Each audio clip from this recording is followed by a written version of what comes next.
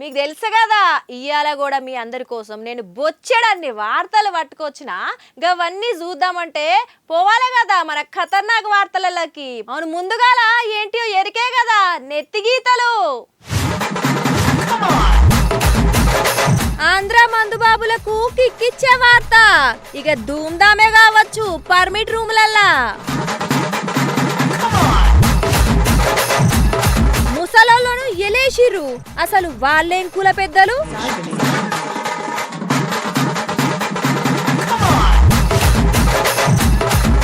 జగనన్నను కలిసిండు వంశన్న, పానమంతా మంచిదేనా అన్నా?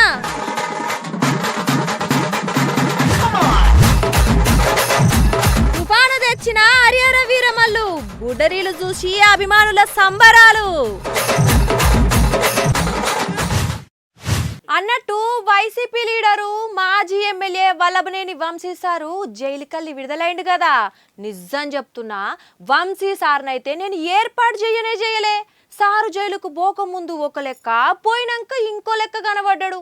సరే మనకెందుకు గవన్నీ గాని వంశీ సారు జైలు నుంచి బయటకు వచ్చినాక మరి ఏం చేసిండు, ఏడున్నాడు, ఏంది కథ కవి చూద్దా పారి.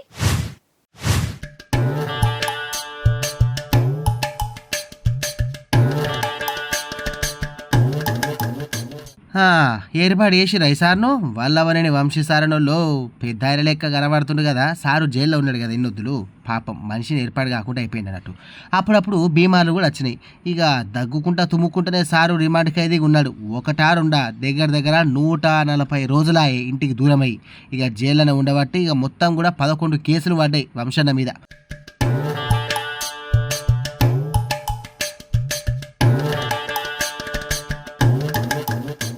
ఒకటి తప్పితే ఒకటి ఇక లాస్ట్కి ఎట్లయితే బెయిల్ అయితే వచ్చింది. ఇక ఆయనకంటే అభిమానం చూపించేటోళ్ళు సంబరపడ్డారు. ఇక ఇవాళ ఇంటామెతో కలిసి జగనన్న కాడికి పోయి ఇక కలిసిండు. ఇద్దరు మంచి చెడ్డ అరుచుకున్నారు. నేను మీ ఎంబటే ఉంటది, ఏం భయపడకు బాధపడకని జగనన్న హిమ్మతిచ్చిండట. కానీ ఏ మాట కామాటనుల్లా అసలు ఈ వల్లభనేని వంశిని ఇట్లా చూస్తా అంటే ఒక్కొక్కళ్ళకు పానం కలుక్కుమన్నదట. ఎట్లున్న మనిషి ఎట్లయిపోయే గిట్ల అయిపోయింది ఏందని మస్తు రంది పెట్టుకుర్రు.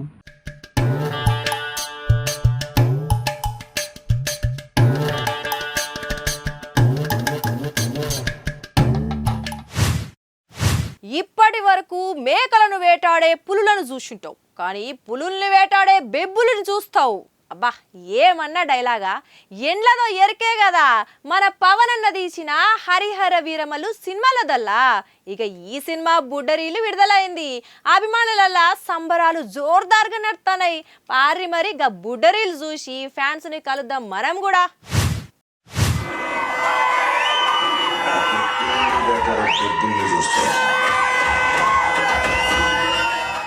ఎట్లున్నదల్లా హరిహర వీరమల్లు బుడ్డరీలు. ఇది ఖాళీ షాంపిలే, టైలరే. ఇక సినిమా అత్తే ఇంకెట్లుండాలే, ధూమ్ధామేనా కాదా? హరిహర వీరమల్లు బుడ్డరీలు విడుదల సంబరం పండుగ లెక్క నడిచింది. టాకీస్లన్నీ పవన్ అన్న ఫ్యాన్స్తోని నిండిపోయింది. ఇక స్క్రీన్ మీద బుడ్డరీలు ఎత్తుంటే వీళ్ళ సంబరాలు చూడాలే. ఏహే వన్స్ మోర్ అనుకుంటా సంబురపడ్డరు. ఇక అభిమానులు బయటకొచ్చి పటాకులు కాల్చి జై పవర్ స్టార్ అనుకుంటా అలై బలై తీసుకున్నారు. ఆగ చూడురి వీళ్ళు ఎంత ఖుషీగున్నారో.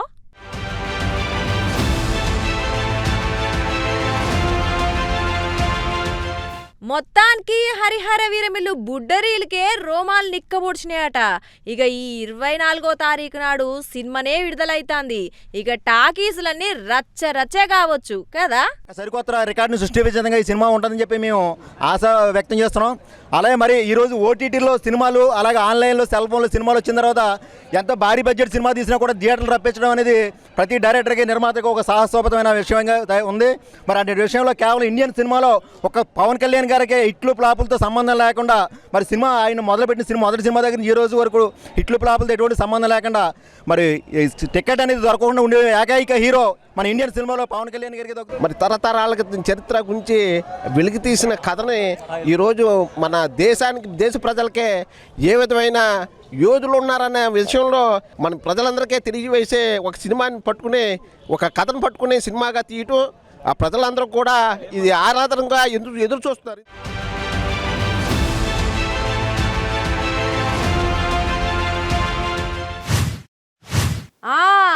ఆంధ్ర బాబులకు తెలియజేయనది ఏమనగా మీకు నోట్ల చక్కెర పోసే వార్త పట్టుకొచ్చిన. ఇక మీరు తాగేదందుకు మంచి జాగ దొరుకుతలేదు, తాక్కుంటే షెగూడీలు తినేదందుకు పుర్సత్గా ఉంటలేదని బాధపడాల్సిన అవసరమే లేదు. ఎందుకంటారా? అగజూడుర్రి, ఈ వార్త చూసినాక మీకు కిక్కెక్కడుకుంటే నన్ను అడుగుర్రి.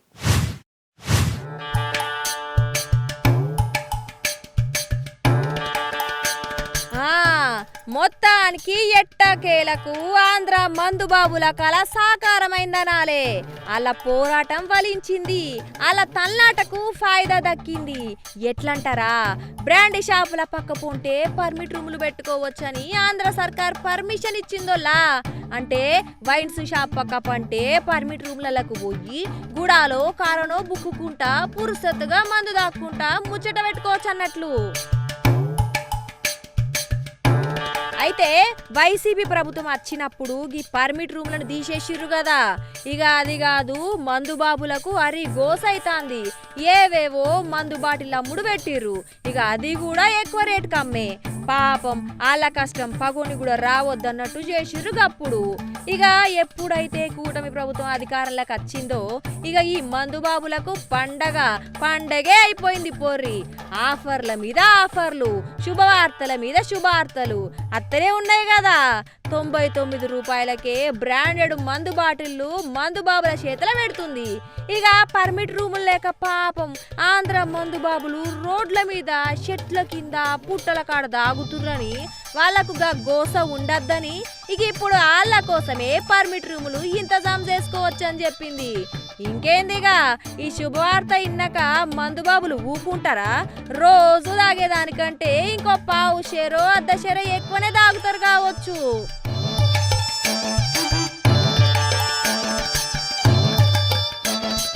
ఇట్లా కూడా సర్కార్కు ఫాయిదానే పోర్రి మరి, గంతే కదా.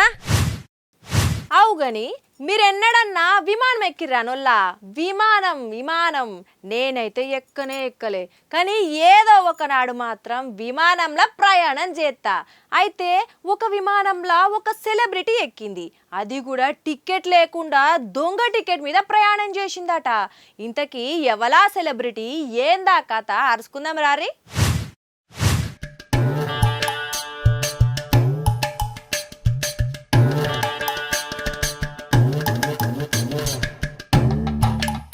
టికెట్ లేకుండా విమానంలా సెలబ్రిటీ ప్రయాణం చేస్తాందన్న కదా. చూడుర్రిగా సెలబ్రిటీని చూసిరా? పామే విమానం ఎక్కింది. ఇది ఆస్ట్రేలియా విమానం. పాము కూడా అక్కడిదే ఉన్నట్టున్నది. మరి ఏడనన్న పాముల మీటింగే ఉన్నదో లేకుంటే దానికి కూడా విమానంలో షికారు చేయబుద్దేందో మనకి తెలియదు కానీ దొంగసాటుగా ఈ విమానంలో ఎక్కి పండుకున్నది. ఇక విమానం స్టార్ట్ అవుతుంటే ఎవరో చూసిర్రు, కథం గజ్జుమన్నారు. అంతల్లే ఇగో ఈ పాములు బట్టటన్నచ్చి దాన్ని దొరకబట్టే పని పెట్టుకున్నాడు. అమ్మయ్యా దొరికింది. ఏమే పాము, నీకు విమానంలో ఏం పనే? పాస్పోర్ట్ ఉన్నదా?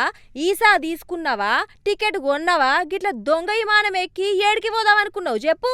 అగర్సే గాలిలో ఎగిరినాక గా పాము ఇటు అటు తిరిగితే ఎట్లుండు కావచ్చు ప్యాసింజర్ల పరిస్థితి కాదా?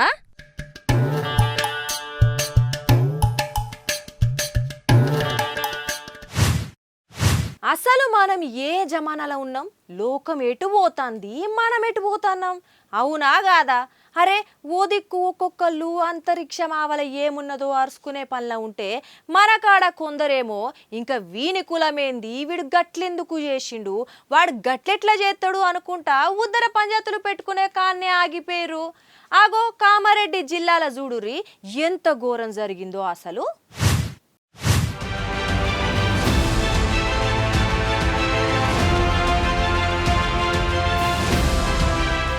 పాపం ఇగో ఈ పెద్ద మనుషులను చూడు, ముసలోళ్ళు అయిపోయారు. వీళ్ళని చూస్తా అంటే నాకే ఏదో సాయం చేయబుద్దైతుంది.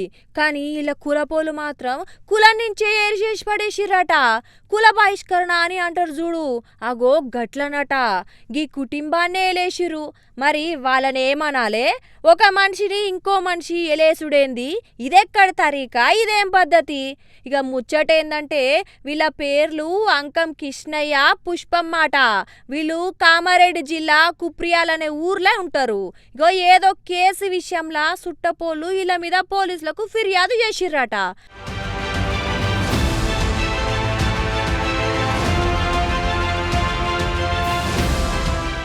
మరి పోలీసులకు ఫిర్యాదు అయినప్పుడు పోలీసులే చూసుకుంటారు కదా. మరి కులపోళ్లకు ఏం సంబంధం వల్ల? ఇలా కులపోళ్ళట అందరొక్కటే, మీ మీద పోలీస్ కేసు ఉన్నది కాబట్టి మిమ్మల్ని కులం నుంచే ఎలేస్తున్నాం, ఇక ఇళ్లను సావులకు పెళ్లిళ్లకు పిలవద్దు అని తీర్పు చెప్పిర్రట. గిట్లా 3 ఏళ్ల సంది పాపం వీళ్ళు కులపోళ్లకు దూరంగానే ఉంటుర్రు, ఒంటరిగా బతుకుతాండ్రు. సుట్టపోళ్ళు చూడలేదు, తెలిసినోళ్ళు మాట్లాడు లేదు. పెదరాయుడు సినిమా లెక్కనే ఉన్నదట. తలుసుకుంటేనే నాకే ఎట్లెట్లనో అనిపిస్తాంది. ఇక గీ కిష్ణయ్య లాస్టుకు పోలీసులకు ఫిర్యాదు చేసిండట. గిట్ల సంగతి నన్ను మా కులపోళ్ళు ఎలేసిర్రు అని రాసిచ్చిండట. ఇక దీని మీద దర్యాప్తు నడుస్తుంది. ఇప్పుడు పోలీస్ సార్ ఏమంటుండంటే, కులస్తులు అయినటువంటి పద్మశాల సంఘం వారు నలుగురు కులంలోకి రానియట్లేదని, చిట్టి కట్టించుకోవట్లేదని, మరియు ఏదైనా శుభకార్యాలు పిలిస్తే రావడం లేదు, మరియు వారు కూడా పిలవడం లేదని, వారిని కుల బహిష్కరణ చేసినారని చెప్పేసి ఒక 20 రోజుల క్రితం దరఖాస్తు ఇవ్వగా దానిపైన కేసు నమోదు చేయడం జరిగింది. నాగంపేటకు పెళ్లికి పోతే పెళ్లికి వచ్చినాక మా మీద ఏదో చెప్పరాని నిందలు రాశారు. రాస్తే దాన్ని ఏం చేసినా మా మన్మన్కి ఫోన్ చేసిన నాగంపేటకు. ఫోన్ చేసి గిట్ల ఎట్లా ఎవరు రాసిండు, నేనెందుకు రాస్తానే తాత నీకు అని చెప్పిండు. చెప్తే మరి గిట్ల అయింది ఎట్లా అంటే ఆయన తెచ్చాడు, కేసు పెట్టిండు. కేసు పెడితే ఆ కేసు కొట్టేది నీ చెంద కట్టుకుంటాం, మంచి చెడ్డలో వెళ్తాం, అన్ని ఇట్లా కలుపుకుంటాం మమ్మల్ని అని అట్లా బాధ పెట్టారు ఒక ఏడాది. అరే ఏం రా అది కొట్టేపి అంటే కొట్టేపించిండు. కొట్టేపించాక మన సిఐ దగ్గరకు పోతే కూడా ఆ కేసు మీద మీకు ఎలాంటిది లేదు, కొట్టేసిర్రు. ఇప్పుడు మీరు కట్టుకోవాలి, మంచి చెడు సాగు బతుకులకు పెళ్లిలకు శుభకార్యాలకు అన్నిటికీ పిలుచుకోవాలి అంటే 50,000 కడితే ఇది తీసుకుంటాం, ఖర్చులు లేకుంటే లేదంటే 50 కాదు నాకు రూపాయి కూడా కాదన్న సిఐ కూడా రూపాయి కూడా కట్టాడు. మీరు ఎప్పటి నుంచి బంధు పెట్టిర్రో అప్పటి నుంచి రూపాయి బాకీ లేకుండా కడతాడు. నిజంగా గీ కాలంలో కూడా గీ కులాలు ఎలేసుడు గివేంది అసలు? మనిషిని ఎలేస్తే పాపం పుణ్యం అవుతుందా, నీళ్లు పాలైతాయా కథ గాని? మరి ఏందో ఏమో పోరి.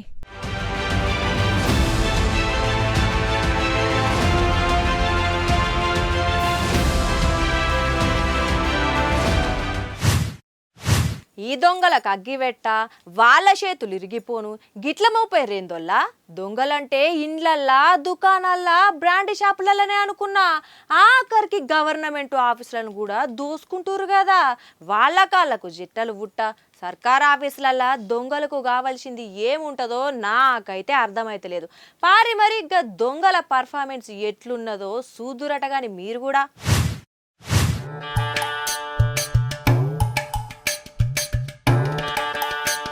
కృష్ణా జిల్లా గన్నవరంలో ఉన్న సబ్ రిజిస్ట్రార్ ఆఫీస్ అవతారం చూడుర్రి మీరు కూడా జరా.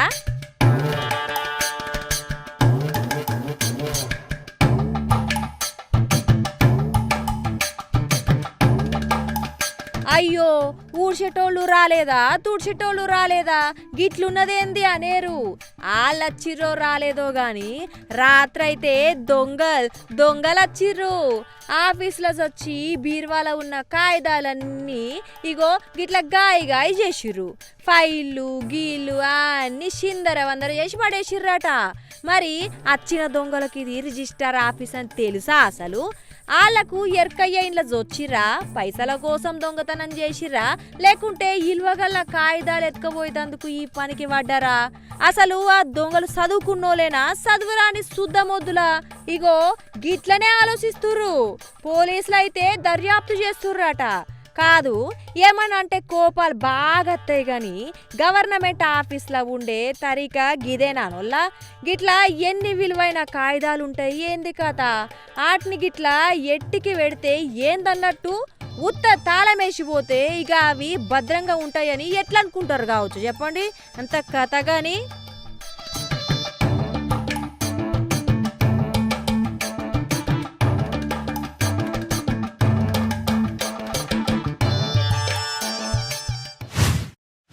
కాదు, రోడ్ల మీదకి బండ్లు కార్లు నడిపేటప్పుడు ఎంత పైలంగా నడపాలి? జర్రంత ఇటు అటు అయితే ఖతమే కదా, అంతేనా కాదా? అయినా కానీ కొందరు ఉంటారు కండ్లు నెత్తి మీద పెట్టుకుంటారో లేకుంటే కండ్లు మూసుకొని నడుపుతారో నాకైతే తెలియదు, కానీ రోడ్డు మీద ఆగమాగం చెప్తారు. ఇయో గిట్లా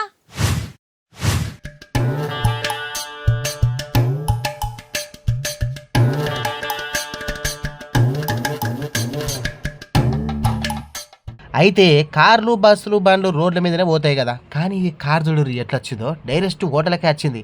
మరి హోటల్లో పార్కింగ్ లేదా అంటే ఉన్నది, కానీ వీడు లోపలికే దంచుకొచ్చిండు. వాని దంచుకొచ్చుడు పాపం ముగ్గురు గాల్లో ఎగిరిపడ్డారు. అసలు నడిపేటోడికే మన తెలివి ఉన్నదా? వానికి కండ్లున్నాయా? ఇక ఏందో ఏమో పో. కానీ ఇక ఈ కథ అంతా లక్నోలో ఉన్న ఒక పెద్ద హోటల్ ముంగట ఈ కార్ల గిట్లా ఆగమాగం చేసి పడేసింది పాపం. ఇక అప్పుడే కడుపు నిండా తిన్నోళ్ళు నెమ్మదిగా బయటకు వస్తాండ్రు. ఉత్త పుణ్యానికి కారుడు గుద్ది పడేసిండు. అసలు వీళ్ళ తప్పు ఏమని ఉన్నదా? ఆ డ్రైవర్ గాని నడుపుటకు అన్నెం పూనం తెలియనోళ్ళు కూడా ఆగమైపాయే. అందుకేనంట నడిపించిన వాళ్ళే నడుపుర్రి, ఏందో ఎచ్చులకు పోయి మీరు ఆగం కాకుర్రి, మందిని ఆగం చేయకూరని. చూడుర్రి ఎంత పెద్ద కథ అయింది.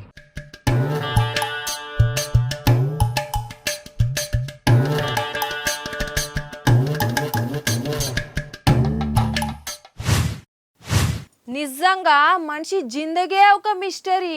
ఎప్పుడేమవుతుందో ఎవ్వరు చెప్పలేరు, అవునా కాదా? అప్పటిదాకా నవ్వుకుంటూ ఉన్నోళ్ళు అప్పటికప్పుడే కోపానికి రావచ్చు, కోపంతో ఉన్నోళ్ళు కండ్ల ముందే మాయం కావచ్చు. అర్థం కాలేదా? పార్రి గీ వార్త సూతురట గాని.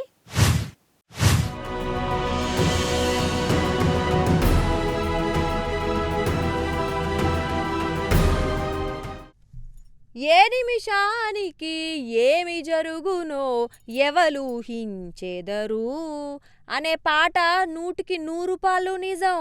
అంతెందుకు, ఇగో ఈడ వీళ్ళందరూ ఎక్సర్సైజులు చేస్తాన్లు కదా జిమ్ములా. గీ అన్ననైతే వజన్ తగ్గించుకునేటందుకు బాగా తల్లాడుతాండు. పాపమీనే 170 కిలోలు ఉన్నాడట, చాలా ఎక్కువనే ఉన్నాడు. అందుకనే జిమ్ముకొచ్చి కసరత్తులు చేస్తాండు. ఇటు పోయిండు అటు పోయిండు, అటు పోయిండు ఇటు పోయిండు, అది లేపుతాండు ఇది ఇగ్గుతాండు. అటు మూలకు చూడురి మీరు, కనబడుతుండా? మా వీడియో ఎడిటరు జర ఎర్ర కలర్లా నిషాని చూయిస్తాడు, జర గుండమో గీతనో పెట్టి చూయించే ఎడిటర్ అన్న.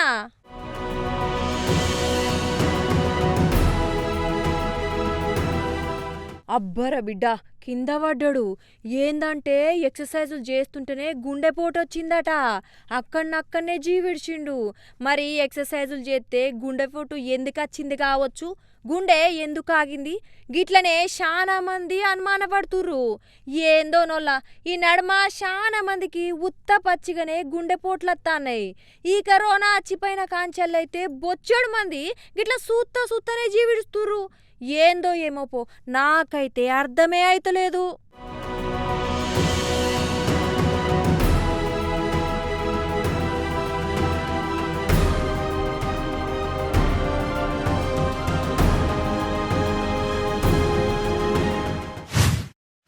ఇప్పుడు మల్లోపారి నెత్తి గీతలు చూద్దామా? ఆంధ్ర మందుబాబులకు కిక్కిచ్చే వార్త. ఇక ధూమ్ధామే కావచ్చు పర్మిట్ రూములల్లా. ముసలోళ్ళను ఎలేసిర్రు, అసలు వాళ్ళేం కుల పెద్దలు?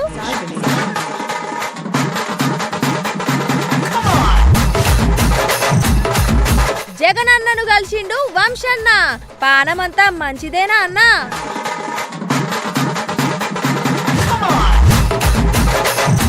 తుఫాను తెచ్చిన హరిహర వీరమల్లు, బుడ్డరీలు చూసి అభిమానుల సంబరాలు.